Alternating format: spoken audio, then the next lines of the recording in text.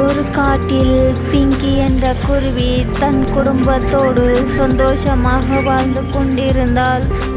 அவளுக்கு ஒரு நாள் திருமணமாகியது. திருமணம் ஆகி வந்து தன் கணவரோடு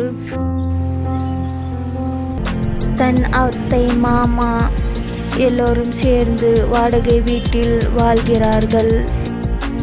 சில நாட்கள் அங்கே தன் கணவரிடம் எல்லோரும் சேர்ந்து இருக்கிறார்கள்.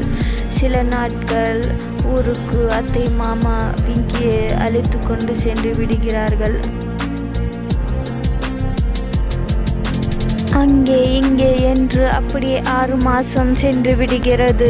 ஒரு நாள் பிங்கியின் அண்ணா பிங்கியை பார்ப்பதற்காக அவள் வீட்டுக்கு போகிறார். ஏன் என் தங்கை இங்கே இருக்கிறாள்?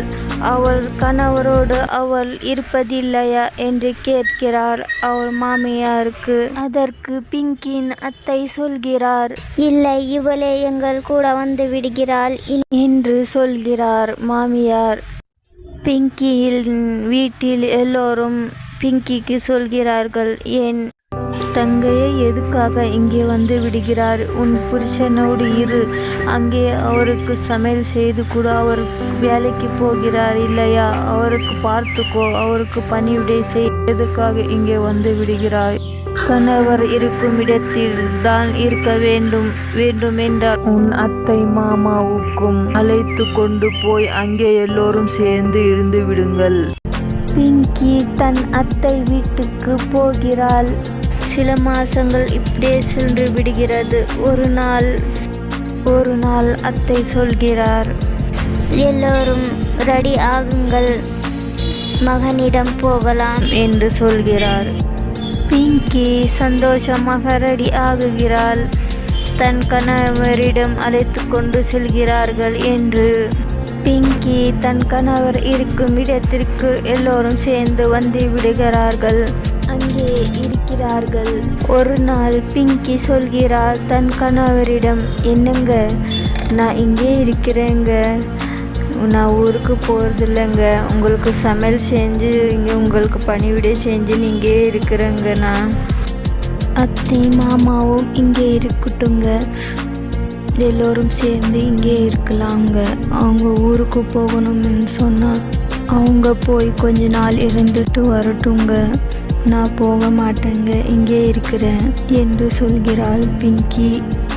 அதற்கு அவள் கணவர் சொல்கிறார், பிங்கி, நீ அம்மா அப்பாவிடம் எதுவும் சொல்லாதே, நான் அவர்களிடம் பேசிக்கொள்கிறேன் என்று சொல்கிறார் அவள் கணவர். அப்புறம் ஊருக்கு போவதற்காக கூப்பிடுகிறார்கள் பிங்கி சொல்கிறாள், நான் இங்கே இருக்கிறேன், என் வீட்டுக்காரருக்கு சமையல் எல்லாம் செய்து அவர்களுக்கு பணிவிடை செய்கிறேன் என்று சொல்கிறார். அதற்கு அவள் மாமியாருக்கு கோபம் வந்து விடுகிறது. அதற்கு அவள் சொல்கிறாள், உனக்கு சமைக்க தெரியுமா? என்ன சமைத்து கொடுப்பாய் உன் கணவருக்கு?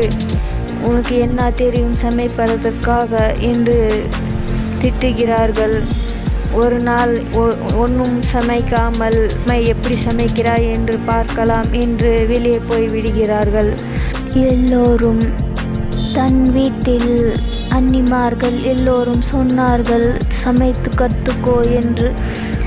அந்த வழி இப்போ தெரிந்தது. சமைத்து கற்றிருக்கலாமே என்று நினைத்து பிங்கி வேதனை அடைந்தாள். தன் அன்னிமார்கள் சொன்னதை கேட்டிருக்கலாமே என்று ரொம்ப வேதனை அடைந்தாள். பெரியவர்கள் சொன்னார், அவர்கள் பேச்சை கேட்க வேண்டும், அவர்களின் நல்லதற்கே அவர்கள் சொல்வார்கள் என்று நினைத்து கொண்டாள். கேட்டு நடக்க வேண்டும் அப்படியே என்று நினைத்து கொண்டாள். எப்படியாவது சமைக்க வேண்டும் என்று அவளுக்கு புரியவே இல்லை, எப்படி சமைப்பது என்று. அப்புறம் அவர்கள் சமைத்தது கொஞ்சம் கொஞ்சமாக பார்த்திருந்தாள். அதை எப்படியோ அப்படி சமைத்து விட்டாள். சாம்பார் நன்றாக வந்தது. போயிருந்தவர்கள் எல்லோரும் வந்து விட்டார்கள்.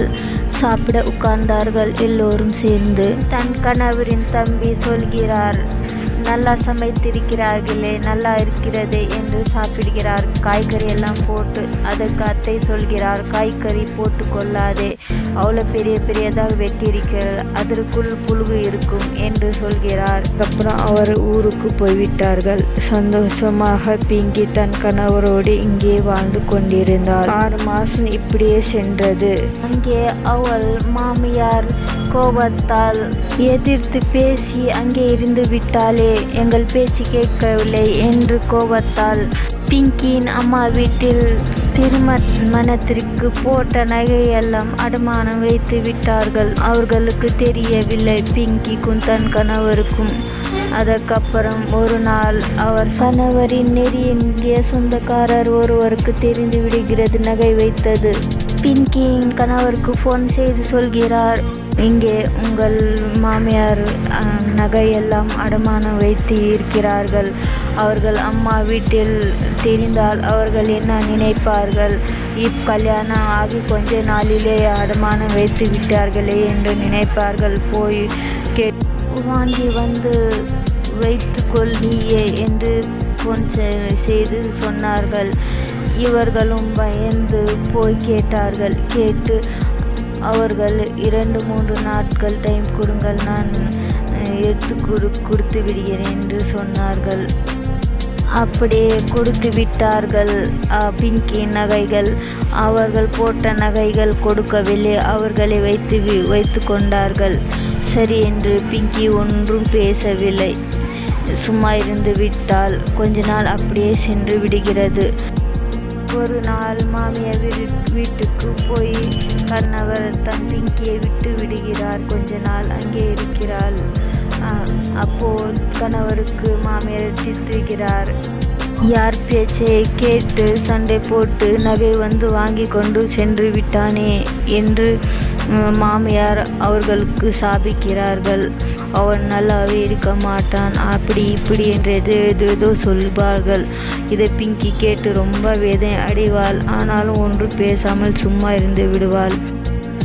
இவள் நினைப்பாள், பிங்கி என்ன நான் தப்பு செய்தேன், அங்கே வீட்டுக்காரர் கூட இருக்கிறேன் என்று சொன்னது தப்பா என்று, எதற்காக இங்கே வந்து கோபத்தால் அடகு வைத்தார்கள் சும்மாவே என்று அவள் நினைத்து கொள்வாள். அப்படியே கொஞ்ச நாள் போய்விடுகிறது. அப்படியே அதுக்கப்புறம் கொஞ்சமாக மாறிவிடுகிறார்கள். ஒரு நாள் கணவரின் தம்பி சொல்கிறார், அம்மா அங்கே அண்ணனிடம் விட்டு வந்து விடலாம் அம்மா, எதற்காக நான் இங்கே வைத்திருக்க வேண்டும் என்று சொல்கிறார். அதனால் அவர் அம்மாவும் மாமியார் அப்படியே இருக்கட்டும் என்று அங்கே அவர் கணவரிடம் போய் விட்டு விடுகிறார்கள். அப்பொழுது பிங்கி சொல்கிறாள், அத்தை நீங்களும் இங்கே இருந்து விடுங்கள், எல்லோரும் நாங்கள் சேர்ந்து இருப்போம் என்று சொல்கிறாள். அதற்கு அத்தை சொல்கிறாள், எங்களால் இங்கே உள்ளே இருக்க முடியாது, வில்லேஜில் அங்கே இங்கே நாங்கள் போவோம், இங்கே ஒரே இடத்தில் உட்கார்ந்து இருப்பதற்கு எங்களால் முடியாது என்று சொல்லிவிட்டு வில்லேஜுக்கு போய்விடுகிறார்கள். பிங்கி இங்கே தன் கணவரோடு இருக்கிறாள். மாமனார் எல்லோரும் சேர்ந்து வருவார்கள். வந்து இங்கேயும் கொஞ்ச நாள் இருப்பார்கள். அதற்கப்புறம் போய்விடுவார்கள். அங்கேயும் கொஞ்ச நாள் பிங்கியும் போவாள், அங்கே இருப்பாள். இங்கே இப்படியே சந்தோஷமாக எல்லோரும் சேர்ந்து வாழ்ந்தார்கள். பிடிச்சிருந்தா சப்ஸ்கிரைப், லைக், ஷேர், சப்போர்ட் பண்ணுங்க.